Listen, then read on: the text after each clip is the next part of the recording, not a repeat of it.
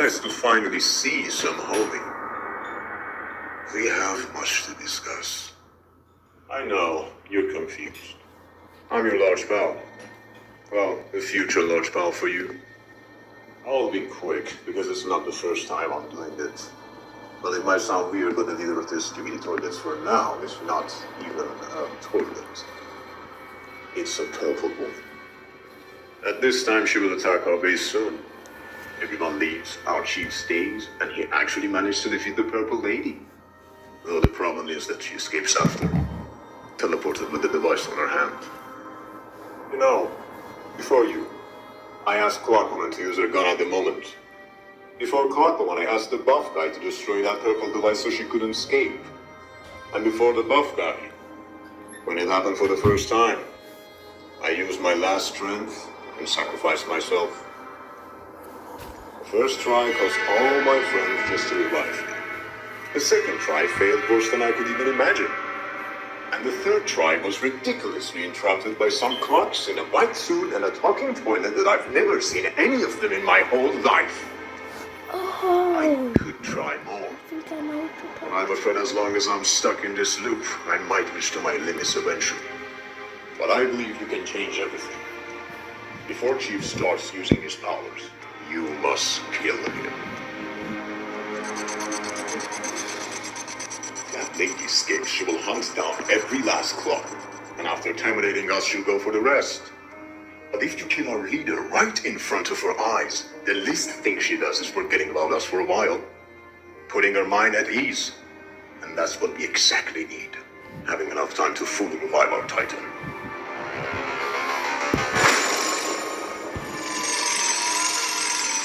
She has a counter-Titan! That thing will slaughter all the other Titans. I've seen it. We need our Titan back soon. Even if that means we have to sacrifice our strongest. Whoa. Our leader.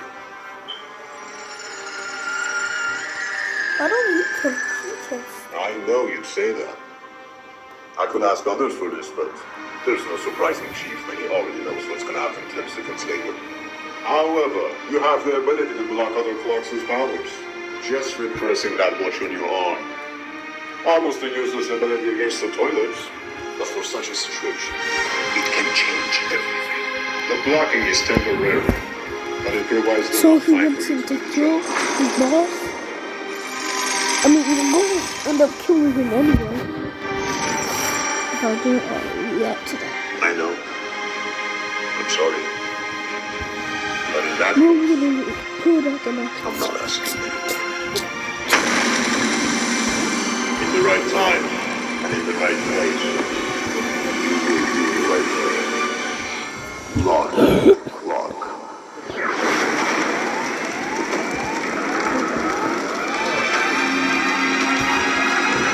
Ow, ow. My head.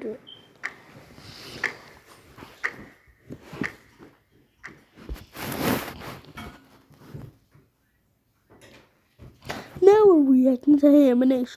Shout out to Dance Studio. Your dad and I decided that all you boys are going to be Eagle Scouts because we believe this will help prepare you for the real world, be a huge accomplishment, and help launch you into adult life. No thanks. I don't like doing scout camps. It's too intense for me. That wasn't a question.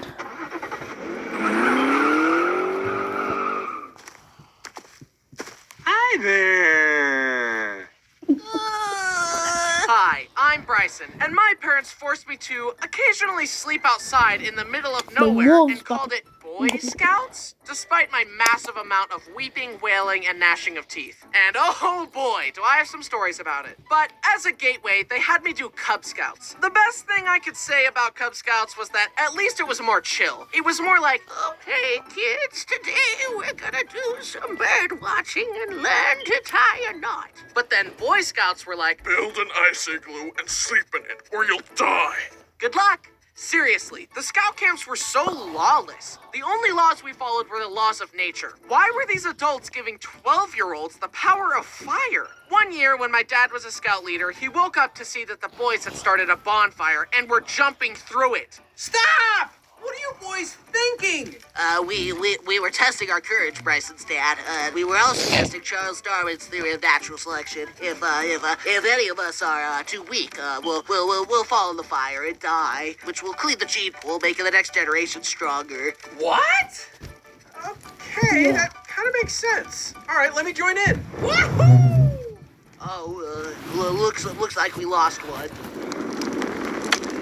I was eased into Scouts at a thing called Cub Scout Day Camp, where you would show up, do activities as a group like the ring gutter regatta, duck duck goose, and tying knots. Then, at night, your parents would pick you up and take you back to your air-conditioned house. So you didn't actually have to sleep in the dirt. I remember being so jealous of the kids who had Lunchables. I was sitting there with a BLT sandwich with apple slices, a homemade cookie in the shape of a heart, and a handwritten note from my mom telling me how much she loved me. And meanwhile, Tyler had this. What a ripoff! But now, in retrospect, I'm grateful that my mom cared enough to pack me a lunch. One activity we did was we were going to learn how to make paper from, only stuff found in nature. We were gonna be the Bear Grylls of paper making. I was so excited to learn.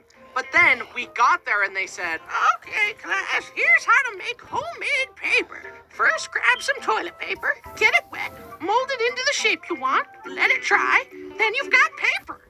Excuse me? That's like saying, Here's how to make a chair from scratch. First, grab a chair, and voila, you've made a chair. one useful thing they taught me was how to safely carve wood with a knife. Always aim the sharp end away from your body, and then stick the sharp end into another scout to conquer them. I was cruising through the Cub Scout ranks. Tiger, wolf, bear, way below. Still don't know what that is. But then I had to evolve from a fun, relaxed Cub Scout into a Hard, manly Boy Scout. and that meant going on campouts where I had to sleep in the wilderness. Dun, dun, dun! Going on scout camps was really scary and anxiety-inducing for me. I was a really sensitive kid, so even just one-night camping trips were a nightmare for me. I was small and weak, so I couldn't hike as far as the other boys. I had gone on a few one-night trips begrudgingly, but when they announced a week-long backpacking/camping trip, I begged my parents to let me stay home in the air conditioning and indoor plumbing. After much deliberation, they finally said I could stay home. I was so relieved. But then I stupidly tried to push my luck.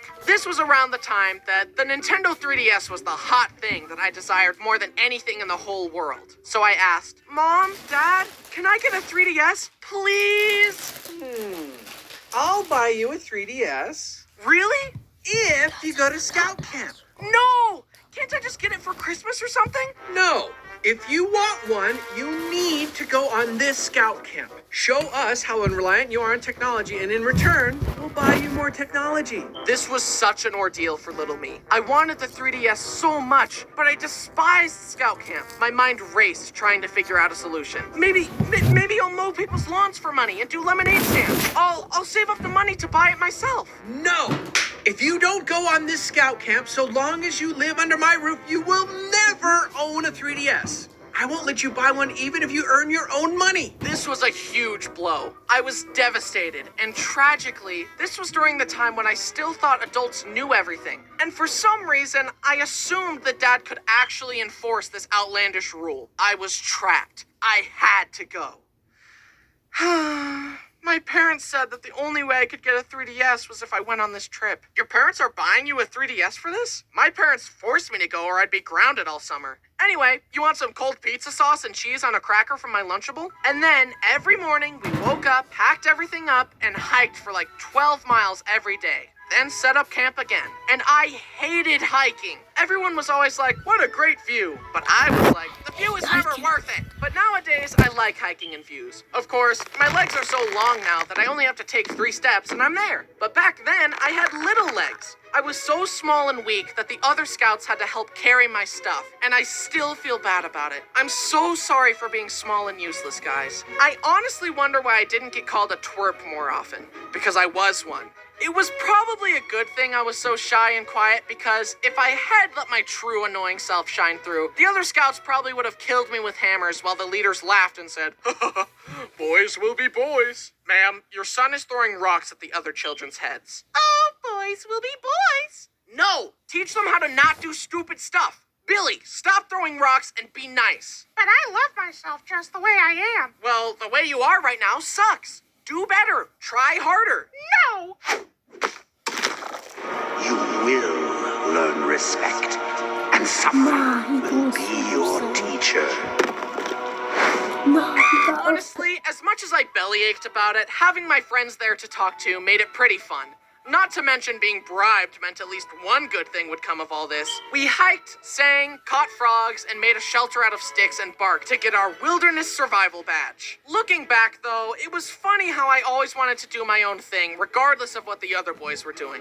They all decided to go skinny dipping in a pond, and I was like, no way am I doing that. But then Travis lost his swimsuit in the pond and had to streak back to his tent, and we later learned that the pond had leeches in it. The other boys wanted to stay up and make s'mores, and the leaders were gonna teach us some life lesson about not swimming in leech-infested waters or something. And I was like, no, I'm tired, I'm going to bed. Then on the drive home, we stopped at a burger place, and our leaders challenged us all to eat a burger with 4 patties. But I knew my weak stomach couldn't handle that, so I said, no thank you, and got a normal burger. And then everyone told me to go to college, and I was like, no, I'm gonna be a YouTuber. And then the IRS told me to stop committing felony tax evasion, and I said, try and stop me. That's a joke. I love paying my taxes. But I did it. I finished the trip. Then I got home and was given a 3DS. Yippee! I'm never going camping again.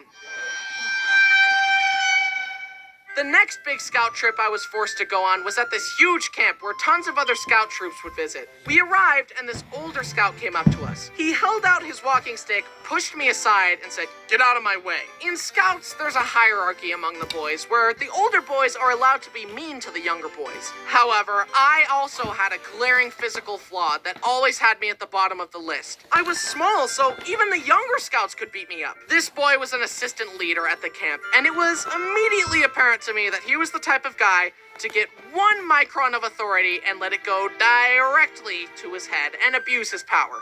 But he was older and that made him better than us. At least in his mind. I think it's really neat that you've earned all these merit badges, buddy, but I think you're missing some of the most important ones. And those are the emotional maturity badge, the coping with insecurity badge, and the going to therapy badge. Which is what I would have said if I had any confrontation skills. Instead, I kind of just observed his arrogant attitude and silently judged him. And then years later made fun of him online in a YouTube video. Haha, who's laughing now?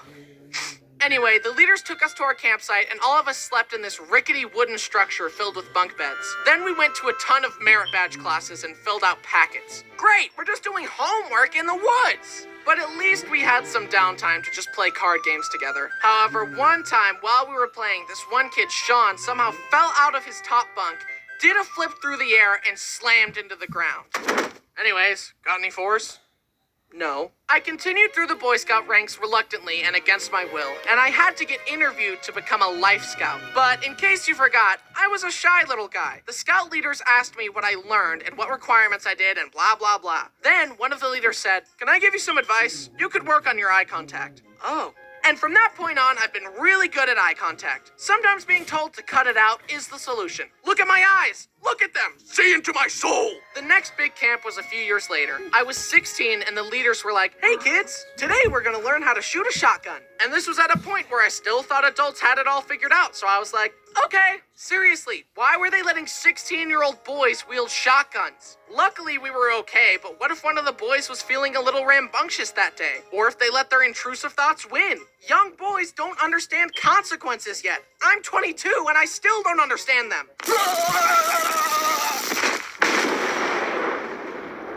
Anyway, they gave me the gun and threw a clay pigeon for me to shoot.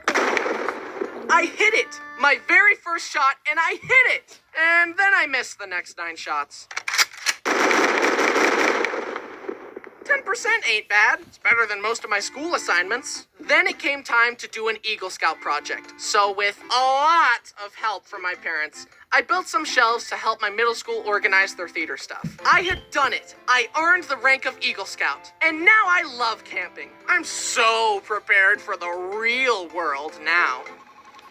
Can we see your resume? And what experience do you have that you believe will help you excel in this role? I don't have a resume or any applicable experience, but check out this square knot though. Honestly though, I don't think I deserve this award. I can't even start a fire on my own. And I'm not very trustworthy, loyal, helpful, friendly, courteous, kind, obedient, cheerful, thrifty, brave, clean, or reverent. My mom was the one that pushed for it, and I guarantee you that without her constant help with merit badges, camping gear, packing lists, and encouragement, I would not have earned this. She also helped my 3 brothers earn their awards, and I guarantee you that she can survive in the wilderness longer than me. She's the real Eagle Scout, not me. And so, by the power vested in me, by me, I officially revoke my Eagle Scout status and I award it to my mom. The moral of the story is that it's okay for your parents to force you to try new things sometimes. Maybe you'll make a video about it later. Okay, that's all the time I've got. I've got to get back to playing Animal Crossing New Leaf on my Nintendo 3DS. Hey guys, I'm sick right now. Thanks for watching me struggle through the Boy Scout ranks. Also, a huge thanks to my amazing team for their fabulous skills. They did a great job as usual. I'm so grateful to be in a position to share my stories with you all, and I'm glad you like them. Boy Scouts was not really my speed, but it's good to step outside your comfort zone and try new things. If I hadn't been a Boy Scout, you guys never would have gotten this amazing video, so you're welcome. Tisk tisk, the things I do for you guys. Anyways, I'm gonna go eat a bagel. Bye! Bye, guys. See you later.